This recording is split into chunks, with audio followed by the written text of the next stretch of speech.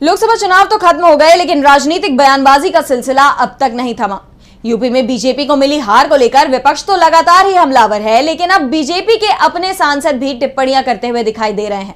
इसी कड़ी में पूर्व बीजेपी सांसद बृजभूषण शरण सिंह का बड़ा बयान सामने आया है, जिसके बाद योगी के गढ़ में बड़ी फूट के आसार नजर आ रहे हैं। तो क्या कहा है बृजभूषण ने, ऐसा देखिए ये रिपोर्ट। लोकसभा चुनाव के बाद नरेंद्र मोदी के तीसरी बार पीएम पद की शपथ लेने से ज्यादा चर्चाएं बीजेपी को यूपी में मिली हार की हो रही है। जहां विपक्ष इस हार को जनता का बीजेपी को सबक बता रहे हैं, तो अब बीजेपी के अपने ही नेता पार्टी के खिलाफ बयान देते दिखाई दे रहे हैं।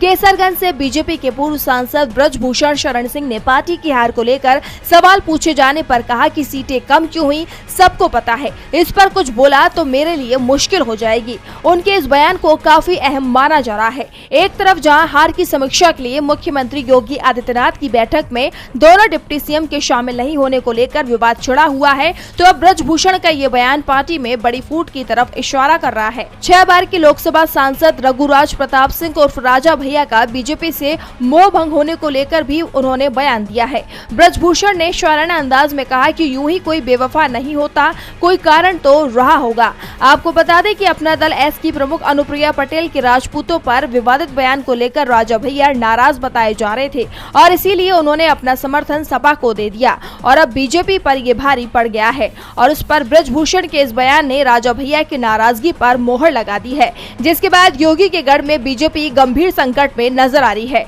लोकसभा चुनाव में जनता की नाराजगी साफ दिखाई दी और अब पार्टी के अपने नेता सांसदों की नाराजगी भी खुलकर सामने आ रही है।